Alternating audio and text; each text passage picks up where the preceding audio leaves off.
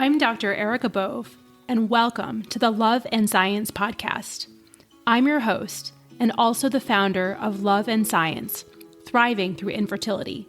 I'm so excited you're here today. With over a decade of experience helping thousands of women just like you, I empower professional women to build their families with confidence and compassion. Let's dive in.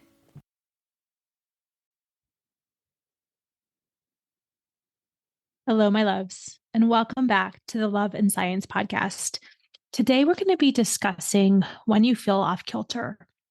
And this might be that you wake up one morning and that day just feels off, like something just doesn't feel right. Or it could be a season, maybe for a while now, every single day you feel like you have this sense of dread or that something is just not clicking in your life that needs to click for things to move forward. And so, most of us type A driven professional women do not like feeling off kilter, right? We like feeling that we are in the driver's seat. I think that for many of us, the fertility journey, it basically makes us feel like a ping pong ball, whether it's responding to unexpected news or whether it's navigating our emotions. Sometimes we just feel all over the place when in reality, we just want to feel centered and grounded. So today, what I would like to do is talk about how I think about feeling off kilter and suggestions for getting back into your body, connecting with that which is most meaningful to you, and really finding a way to get your footing to move on forward. So let's dive in. The first thing I suggest that we do when we wake up feeling off kilter, obviously, to settle in, for me, it's to have a cup of coffee and to do my morning meditation. That's really helpful to me. But sometimes even that doesn't make it better. Sometimes I just feel like something is off about this day. Something is off in my life. Like I just, can't shake it. Especially if you're on the fertility journey, I would say the first thing to do is to give yourself some grace. If you think about how much energy you are expending as a physician or professional woman, as a person who is navigating the fertility process day in, day out, decisions, appointments, all of that. Think about how much energy you're expending to keep all the balls in the air, right? And not drop any of them, as I like to say. And so anybody in your situation would feel off kilter, maybe even much to the time, So I think sometimes we think that we should be on all the time or we should be able to handle all of the things in a certain way. But I would challenge that to say that this is a lot, right? It's a lot on your plate. And anybody in your situation would be having a hard time right now. So as Glennon Doyle says, I am a human having human experience, and just breathe, give yourself some grace, and really understand that mindful self-compassion is in order here because anybody in your situation would feel this way. So that's the first step. The second thing that I recommend doing is to ask for help. And it really doesn't matter who you ask, as it turns out, right? So maybe it's asking your higher power and just saying, like, listen, I know that I want to be feeling differently about this than I do. I'm just having a really hard time navigating, being in my body, making these choices, getting out of bed, going to work, whatever it is. Just ask for help. And it doesn't even matter that you ask for a specific thing. I think sometimes actually the more general we can be, the better. But just understanding that we alone cannot handle this particular problem. It's just too big. And that we need some sort of outside force to lighten the load, to make things a little bit more bearable, to give us that clarity that we need. So maybe it's your best friend. Maybe you just let them know with a text message and say, I'm just having a really hard day. I could really use some extra support today. Or maybe it's, you call your mom and vent to your mom about how hard this all is. Maybe it's you tell your boss that you need a mental health day or a day that you're not feeling well because, hey, feeling off kilter is not feeling well, and that you need a day before you can come back to work. Like all these things are valid, right? But I think that expectation that we have the ultimate responsibility, that we have to be perfect and, just on it every single moment of every single day, that is really unreasonable. And kind of feeling off kilter sometimes is really our body telling us that something's not right. And we need to slow down and give ourselves what we need so that we can continue to do what we need to do in this world. Right. So maybe it's data. Maybe it's data that there is something we're not addressing. There is something that um, we need to be thinking about. And maybe we're just darn tired, but pay attention. Don't push through it as you might with other things, because there's an important message in it. And we need to understand that. So we ask for help. My third recommendation is to get some grounding.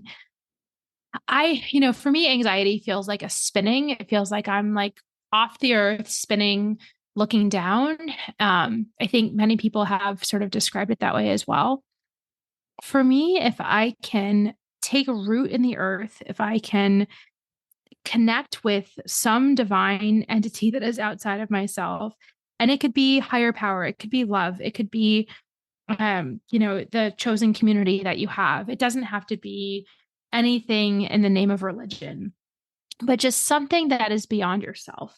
So, one day this week, I woke up feeling a little bit off kilter, and I just got this intuition to read Elizabeth Gilbert's Letters from Love. And, just that inspiration really helped me just connect with other people who are also maybe having a harder day than some, and just ask love, like, what would you have me know today?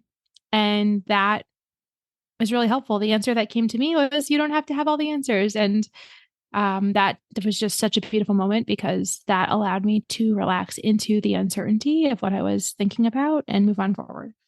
So that helped me to ground, because I looked to love and I asked love what I should know. Another thing that helps me is to acknowledge that I am not God. And so I think as doctor patients, especially, we think that we are ultimately responsible for making the perfect decisions and reading all the data. And, even if you didn't do an REI fellowship, like, it's like, oh, I should know these things. But I think understanding that, yes, we are participants in our decisions, but it's not all up to us. And just releasing that burden that just feels so heavy at times. I think it's really helpful to understand that, like I say, there is a God and I am not it. And although I do believe, and this is my own personal belief, that we are all children of God, that we have divinity within us, that we have love within us, and that is the thread that connects us to each other. For some, that's the Holy Spirit. For other, it's that beautiful universal force of love that binds us and transforms us. I really do believe in those energetic connections, that we have that at our core. We have that as our connection to other people. But if I think I'm it and I think that everything is up to me, that is just too much personal responsibility. That is too much. Just I can't ground to anything in that situation, because I'm a solitary being, and that's no way to live, really. And so for me, when I think about that grounding, it's me plugging into that larger force rather than me garnering whatever resources I have to be, that one and only force that is devoid of any help, that is devoid of any outside influence. So that's helpful. Sometimes, if you have a loving partner, I know a lot of people who lean on their partners in these situations when they need some grounding, because one of the reasons they chose that person as their partner, right, is because they know what to say to kind of bring them back. And so sometimes people can work as a team in that way. For some people, that's their sister, that's their mother, but we all know those people in our lives who see us and know us and don't judge us. And so when we come to them with a particular situation that is difficult, we know we're going to get what we need. So, for many people, finding grounding in that way is important. And I think also, as I encourage all my clients to do, when we have a rational thought, it's important that we write it down. So I have like a little list that I keep of rational thoughts, that when my monkey mind lets to get away from me, I come back to what I believe to be true. And maybe that's something along the tune of, this process does not define my worth as a person. If that's a believable thought for you, that might be helpful because sometimes this fertility journey just gets so big and so powerful that we forget that there's any of us outside of this identity, right? As a person undergoing the fertility journey. I also think something that sounds so simple, but it's so powerful is I'm doing my best, right? So when I feel like I'm at 110%, like I'm, reading all the papers and asking all the questions and all the boards and every single thing, like there's still that little voice sometimes inside that says like, not good enough, not good enough. You haven't thought of the thing. You just need to keep working a little bit harder and then you'll figure it out. Like whatever that elusive carrot is. But I am only a human. My dad has this great expression, you can only do what you can do.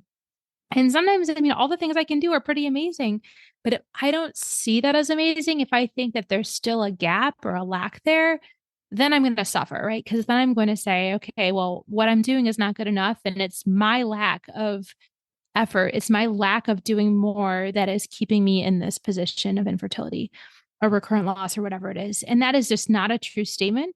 We are all amazing. We are all overachieving. We are all doing all the right things. But it's our thoughts that get us into trouble that tell us that we're not good enough and we're not doing enough. And so sometimes just that mantra, like I'm doing my best. When I think about it, I really do believe it, right? Like I really do believe I'm doing my best. But it's those intrusive thoughts that make us doubt that create a lot of extra suffering. So that third suggestion I had is to get some grounding in whatever way that is. Maybe it's going to church, maybe it's meditating, maybe it's going to yoga, maybe it's going for a run, maybe it's calling a loved one. Just do what you know helps you in these tough moments to come back home to yourself, to get back in your body and to find your plug-in, so to speak, your grounding. The fourth suggestion I have is, what is one thing that you can do to show yourself that you matter? I think that so often we put the locus of control outside of ourselves. Like I said before, it's like a ping pong ball. And so one thing I help my clients a lot with is to get back to where the locus of control is internal. So we actually can control our thoughts. We can control our feelings. We can look at what we're grateful for. We can look at sort of what we have achieved thus far in the journey and where we'd like to go in a very objective way. All these things are important. And so when we think that we are the ones who are responsible for this not working, it can be very disheartening and very discouraging. And that does not necessarily lead to actions that give us the goal that we're hoping for, which is family building. So maybe it's that you decide that you're going to go through a field with flowers and you really focus on the natural beauty. Maybe it's that you decide to journal and process some feelings, or you call a friend, or that you take a hot bath. Whatever you do, it has to be something where you say, like, I'm in alignment. I matter. I matter independent of this fertility journey. And I'm doing something today that shows myself that I am worthy, I am whole, and I matter. So just do one thing today to get into your body, to show yourself your value. Because I think sometimes we devalue ourselves so much and we just say like, gosh, like it's my fault. I'm the one. I don't deserve XYZ. But we deserve joy. Joy is our birthright. We deserve connection with each other. We deserve to feel calm and free, even if we're undergoing this process when there's so much uncertainty. So part of what I love to do is to help people figure that out and to reclaim that so that fertility does not have the final word, that each day there can be at least something that is meaningful, that is beautiful, that is true, that shows us that we are more than just this journey. So, I think that this whole session today, this whole podcast today is talking about how we find our equilibrium again, how we find our balance again, how we find our wholeness again. And that can be easier said than done, right? I think sometimes having a trusted coach who can help you with that, who can help you shine a light on those thoughts, shine a light on those feelings, help you decide if that's how you want to be thinking and feeling about a certain situation, that can be extremely valuable. But I think one of the biggest things is that we, especially as female physicians, we really have this exaggerated sense of responsibility. And letting somebody else take that burden is so important because we really do need to share the load. There's no reason we need to carry it by ourselves. And when we do lighten our load, not only do we feel better, but we also have more brain space to be able to make those important decisions. So I hope you found this helpful. I will add a caveat. I mean, there are times in our life seasons when our brain chemistry is truly altered, and we do need to talk with our physicians, with our primary care doctors about, sort of getting different screenings for depression, anxiety. I am 100% in favor of those things. So I think sometimes a situational phase, such as a few months of infertility, which then becomes years sometimes, I mean, that can just be very, very trying on the brain chemistry. So I do recommend that my patients and many of my clients do get screening for those sort of deeper things, which also can help. But even say medications alone, right? If you're somebody who could benefit from a brain chemistry medication, it's always the combination, right, of thoughts and challenging belief systems and brain chemistry in whatever way that comes. Even a run can help with brain chemistry, right? That dopamine release can be so helpful. So it's really thinking outside the box, a multimodal approach to make sure that, everything is as balanced as it can be and as steady.